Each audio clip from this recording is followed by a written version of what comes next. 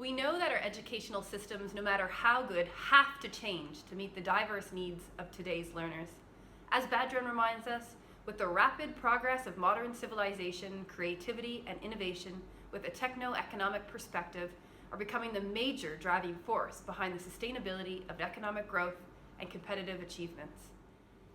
Adapting our curriculum planning methods to be more innovative, and by innovative I mean more dynamic, purposeful, responsive to student needs, has the potential to redefine the educational experience for students and make learning more meaningful.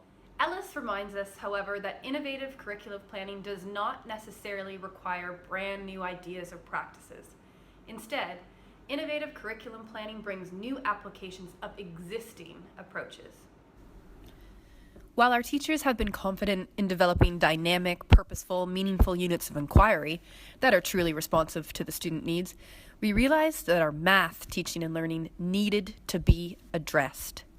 We understood that we needed to become more innovative in our math curriculum planning in order to enable students to make connections between our curriculum framework and the real world.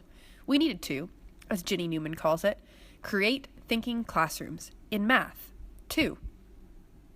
Here, I will address how we have begun to innovate with our math curriculum planning at our school, really in the hopes that other schools will also begin to rethink how mathematics is planned, taught, and assessed. Our approach to math curriculum planning is certainly a work in progress. We really welcome your ideas, your suggestions, your feedback. Isn't experimenting, applying theory to practice, and learning from one another what innovative curriculum planning is all about? Number is one curriculum area that our school believes can be taught increasingly through inquiry. It is an area of curriculum that often falls in the taught through programs, worksheets, and teacher-centered pedagogy. We are moving towards a new curriculum approach in math that involves facilitating number through big ideas, provocations, and student ownership in learning. Our in-school professional development has challenged and inspired us to rethink how we teach number and how to make math more meaningful for our students. As a result, each grade level has now developed 4 to 6 number units of inquiry to guide students to think about mathematics conceptually. While these units are standalone, they are taught through inquiry and are intended to push our students to make connections between math and the real world. They are planned fluidly and are meant to make our math teaching more purposeful and relevant. In order to create a math program of inquiry, as a math team, we had to rethink how we planned our written math curriculum with the rest of the primary staff. In grade groups, first we grouped our number curriculum standards into sequential, developmentally appropriate clusters. Next, we developed big ideas, key concepts, and lines of inquiry which we used to drive the teaching and learning in each classroom. While we now have a concrete number program of inquiry, these units are guided by the data we gather about our students during provocations, and the inquiries students are empowered to pursue. Asking questions such as, do we want students to understand function, how each column works in the place value system, or change, how each place value column will affect the value of a number, has helped make mathematical talk more common amongst our staff and build shared understandings.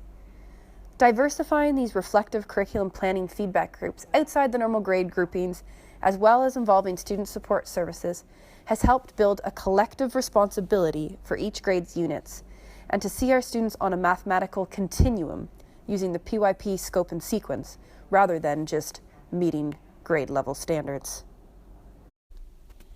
Each number unit is kicked off with a shared mathematical provocation within the grade level.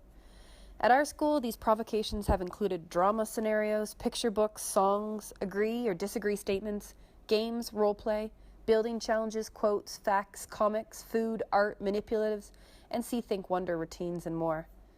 Although each unit starts differently, all provocations are intended to be real-life examples of math and are strategically designed to provoke mathematical discussions and thinking. Our motto has been, plan the provocation and nothing more. During these provocations, teachers collect data on their students' knowledge and understanding. This then allows teams to be responsive and craft units based on student needs and misconceptions in their classroom. Provocations don't stop at the beginning of our units. We constantly need to use these provocations and data to inform our next steps. This has allowed teachers to be more innovative in their practices, to address the skills, attitudes, knowledge of their students. Through these units, we've seen flipped classrooms, self-regulated learning, artful thinking routines, maker education, authentic inquiry, just to name a few unique practices. We know our work in math is not complete, and our hope is for these units to become increasingly student-driven, where students feel empowered to take action through a mathematical lens. As the Ontario government's capacity building series states, inquiry requires more than simply answering questions or getting a right answer.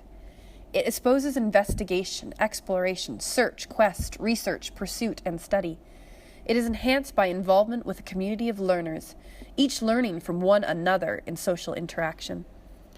While a work in progress, we feel as though our focus on number through inquiry is a step in the right direction.